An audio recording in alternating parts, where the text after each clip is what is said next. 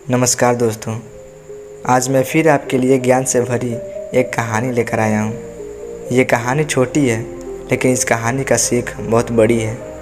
ये कहानी है गौतम बुद्ध और एक दुखी भिखारी की, जिसमें जीवन का बहुत बड़ा ज्ञान छुपा हुआ है। तो आइए कहानी को शुरू करते हैं। एक बार महात्मा बुद्ध एक गांव में अपने शिष्यों सहित घने पेड़ की छांव के नीचे बैठे थे।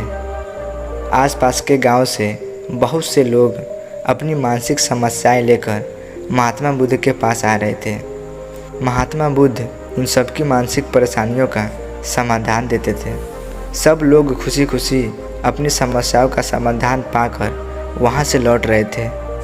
वहीं से कुछ दूर बैठा लोगों को बुद्ध के पास जाते देख एक दुखी भिखारी अपने भाग्य को कोसता हुआ यही सोचने लगा कि अभी कुछ देर पहले ये लोग दुखी मन से मुंह लटकाए उन महात्मा के पास गए थे और अब इतना खुश होकर कैसे वापस लौट रहे हैं। आखिर माजरा क्या है? ज़रा मैं भी जाकर देखूं कि वो महात्मा ऐसा कौन सा खजाना बांट रहे हैं इन लोगों को। जब वो दुखी भिखारी कुछ नज़दीक गया तो उसने देखा कि ये महात्मा तो लोगों को प्रवचन देकर लोगों के दुख का निवारण कर रहे हैं।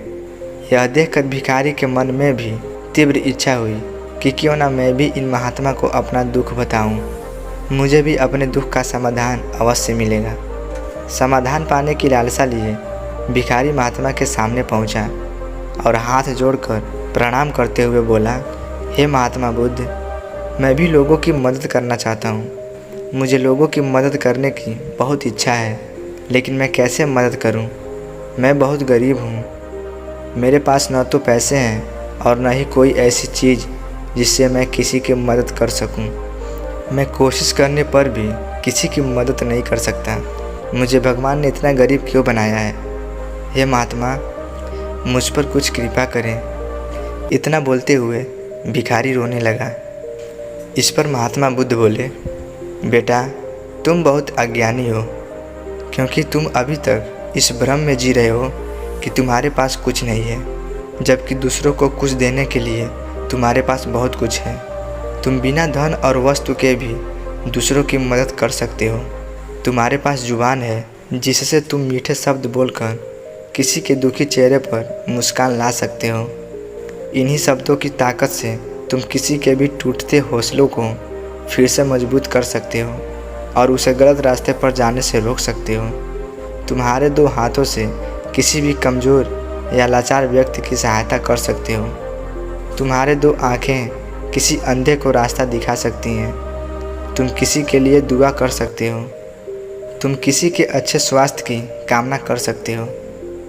लेकिन अज्ञानतावश तुम अब तक इस बात को समझ नहीं पाए और इस भ्रम में अब तक जी रहे थे कि तुम्हारे पास मदद करने के लिए कुछ भी नहीं है।